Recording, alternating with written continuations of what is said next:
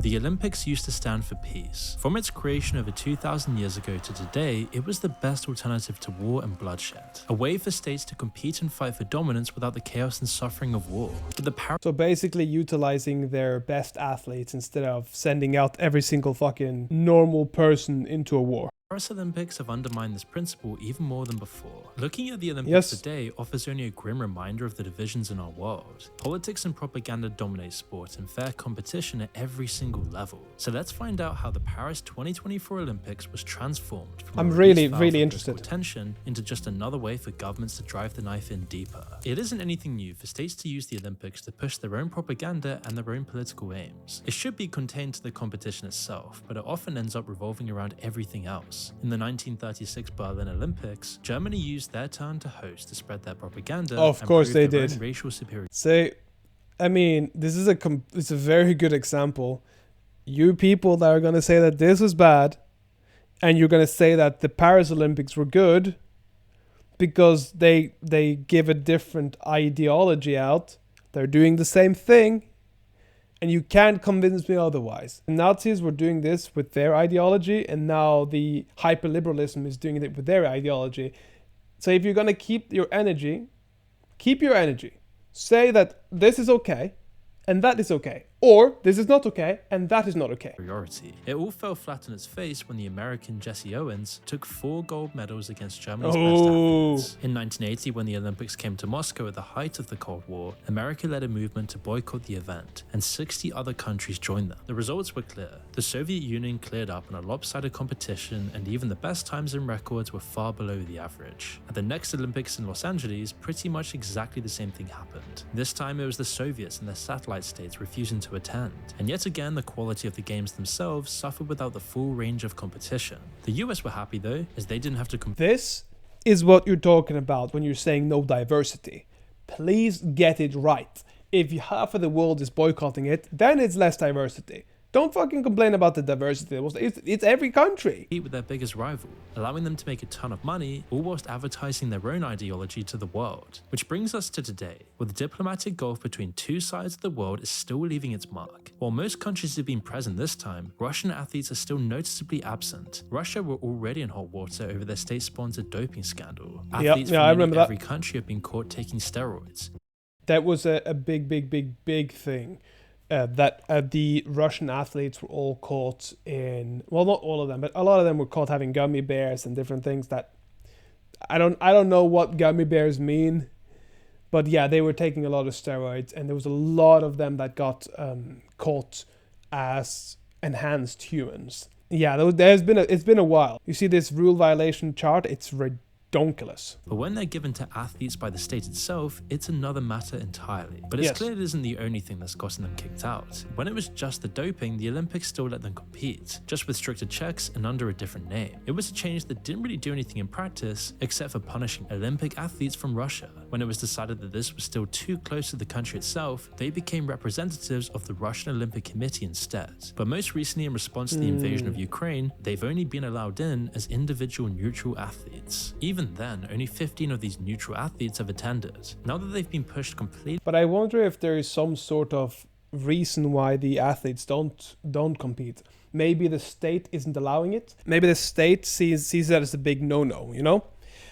And they won't allow their athletes to compete under an individual neutral athletic name or whatever. Out of the picture, the Russian state effectively declared that any Russian competing at the Olympics is a traitor to the nation. The Olympics have been Exactly. So scrubbed how do you TV go then? channels, and they're pretty much pretending they don't even exist at all. It's hard to think of an alternative for the Olympic Committee that would work in this situation, but it's still a sorry state of affairs. Russia has the 3rd most medals in history, and yet their absence has made tons of events in the 2024 Olympics much less competitive. Okay. Let me stand corrected. Not every country is involved in the Olympic Games. Every country except Russia.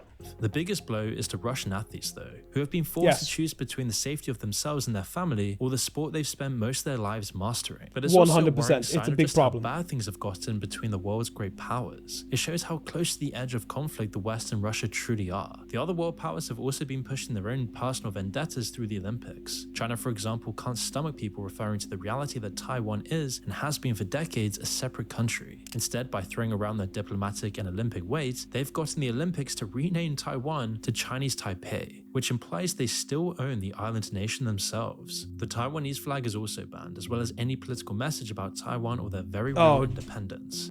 Jesus Christ. See, these are problems that we haven't spoken about in general. My first ex was from Taiwan, and she had a lot of, I would say, not so positive things to say about China. But she also felt like she was from Taiwan, not China. It doesn't just extend to the staff and the athletes, though. One Taiwanese fan held up a completely innocent sign saying "Go Taiwan," and it was almost immediately confiscated.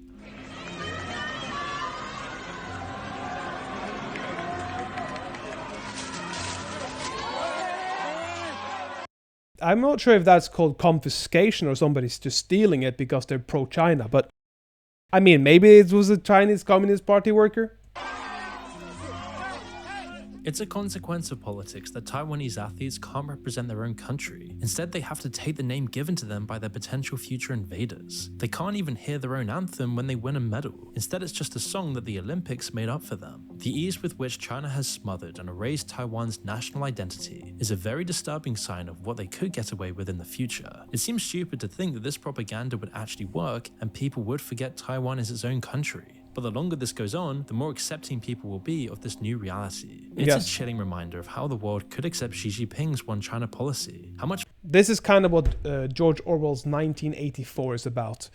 It's basically the world is split in three, and all the big ones have just kind of eaten all the small countries, and that's what it sounds very much like here. To appease it, Big Brother's watching. An ongoing war in Europe that threatens to spill over and spark a major conflict, and it remains to be seen whether the West would actually put up a strong challenge if they did invade. The further China can push their propaganda and have it accepted by the rest of the world, the more comfortable they'll get with the idea.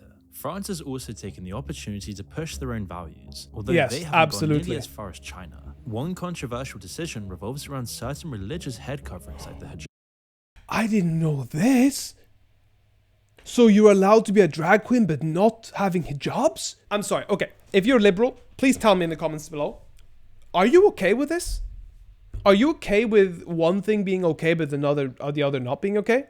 Are you sitting here and telling me that not being allowed to wear your own religious item but wearing female clothing on a man and then presenting it is okay? Like, if you're going to be okay with one, you have to be okay with the other. This is ridiculous. France is perhaps the most secular state around. The separation of the church and the government is so wide that anyone who represents the state is completely barred from wearing any religious symbol or clothing. But the law does also apply to French athletes, all the way from school competitions to the Olympics. As representatives of the state themselves, they're also banned from wearing religious symbols and clothing, with the rule only really affecting Muslims and the hijab. It's hard to say what the real reasons for this ban are. France insists it's just part of their cultural values, but it really only affects Muslims. Human rights groups across the world, as well as the Olympic Association themselves, seem to take the second opinion. But despite their protests, the ban remains in place. It is a strange case of selective enforcement. Religious symbols might be banned because of whatever harm the French government thinks they could cause. But I mean, I wouldn't want to wear a hijab if I was running or sprinter or something. It just seems like more resistance and more weight, more clothing, more heat. But I also understand if they want to wear it, then you can't really do much about it, can you? Somehow child predators are still allowed to compete. If people didn't think it was part of a French campaign to stick it to religion, the opening ceremony only added more evidence. This is a big problem. You have a convicted child enjoyer. I don't know how to make it better. A sex offender. You have a convicted sex offender of minors. And you're not allowing hijabs. Can you guys see the issue here? The strange inversion of the Last Supper in the ceremony was acted out by drag queen disciples and a naked But that's blue still Jesus. that's It seemed but like that's it was religious, no? specifically designed to annoy religious conservatives, despite France's later announcements that it didn't have anything to do with Christianity. Bullshit. It's a flimsy defense. Just Bullshit. watching it makes it clear they knew exactly what they were doing. There's Yep. no way the people involved making it didn't see the obvious parallels to the famous Da Vinci painting. But Yep. what's either just as important or even more impactful than what happens in the Olympics themselves is the social media discussion around them. Controlling what people Yes. think and feel about the games and the countries involved is far more important for propaganda. It's just one way in which the sport itself has taken a backseat. Countries like Russia, who've barely sent any athletes to the games, are still highly involved in manipulating what people are saying about them. A common really? tactic that we've seen is for troll farms and Russian boss accounts to post as many hoaxes and rumors as possible. Most don't work, they get ignored by the masses, quickly disproved, or rarely make a dent. But the sheer amount of AI-created images and fake news articles is more than enough. I actually don't know whether I've seen many AI inflicted news articles, or maybe news articles. Maybe I've read some news articles that were AI, but I don't think I've seen any particular images unless they're just very, very, very, very, very good fakes. As of now, you can kind of still see that AI is AI, but in 4 or 5 years, you probably can't, and it'll be just seamless. Something to eventually work. Sometimes though, social media does the job for them. A key example was when controversy erupted over an Algerian Olympic boxer accused of competing in women's boxing while being biologically male. Russian bots spread around the story, social media influencers and celebrities jumped in, and soon there were over 10,000 posts about it every single hour. Yes. However, it's not necessarily wrong because it was an intersex person. So, or like whatever disease it was called. So it's not like it's wrong. It's like they twisted the truth a little bit to make it better for their own narrative. But the truth is that it's more complicated than that. And as I said in my previous video about Iman Khalif, it doesn't matter if you're a woman, if you have the elevated amount of testosterone, you kind of have to see it as, in a sense, doping. It didn't have anything to do with being trans. Instead, the athletes had a rare genetic disorder that can affect things like testosterone levels and other hormones. Regardless of where you stand on the debate, the Olympics has a lot of work to do in setting clear rules and making sure every competition takes place on a level playing field. Yes, and it's 100%. a shame that these social media arguments will overshadow lots of the actual events and the personal stories that came out of the Olympics. I agree with that. It shows that the campaign of lies is working. If it isn't lying, it's cheating. Just like every Olympics in living memory, doping has also been a problem at Paris. Most recently, China's swimming team has come under fire for numerous allegations of using performance-enhancing drugs. Again, I think the same way about Iman Khalif as I think about these the people that utilize performance-enhancing drugs. I think they should just not be allowed to compete. Anybody who's on over the allowed testosterone levels of which is like a normal human being, and then suddenly they have like, twice or 3 times or 4 times or 5 times the amount, just don't allow them. Or like strip their gold. Back in 2021, 23 of them tested positive for a drug called TMZ, which improves endurance by letting more blood flow through the heart. China said they hadn't been using it as a drug. Instead, they had apparently all eaten contaminated food at a restaurant. I mean, that's kind of smart. It was an explanation that the Olympics accepted, while also sweeping the whole incident under the rug. And it brings us to the current Olympics, where China continued to excel. Coaches and members of other countries' teams like Australia have accused them of doping, saying that their results and records are inhuman. Whether it's doping or just... I mean, if Michael Phelps is coming out talking like this, like he was like a specimen for swimming, like perfect body for swimming. And he's like, it's inhuman. I'm like, maybe he has something to say. Maybe we should listen to him. Skepticism, though, remains to be seen. But if the Olympics will deny an entire country exists for China, then you can imagine they might be more lenient in other ways as well. The internal game of cat and mouse between drugs that are harder to detect and more accurate testing will keep going. Without harsher punishments for the countries getting involved in cheating, nothing will change. Ultimately, the prestige and propaganda points a country gets for winning far outweigh the consequences of getting caught.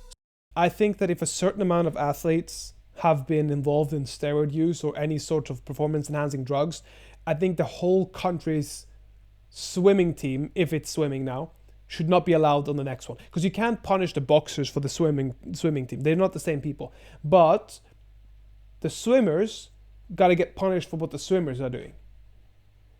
They got to keep each other in check, right? So much of the Olympics is focused on appearances and the petty squabbles of nation that it distracts from the sport itself. Countries will do anything they can to disrupt the games while making themselves look better. But if you think back to previous Olympic games, that isn't what people remember about them at all. In a year's time, nearly everybody will have forgotten about how many medals each country got and why 100%. they were on the table. Instead, people will remember the individual stories and the magical moments that came out of the games. They'll remember Turkey's effortlessly cool shooter Yes, the who hitman. didn't bother with all the lenses and special goggles, while still carrying on to take silver, or the insane millimeter finish to the men's 100 meters. Those things are what's truly important about the Olympics, and if you can see past all of the nonsense, then you can truly enjoy it for the special event it really is. It doesn't mean everything's perfect, or even Nope, not everything's perfect, but yes, like there's a lot of these events that are incredible. And I spoke about it in the previous video, and I said that the Olympic Games should be for the athletes, because the athletes have been working their whole goddamn lives to get to this point. That good compared to previous competitions. At this rate, the next Olympics in Los Angeles will be even more of a mess of clashing ideologies and manufactured controversy.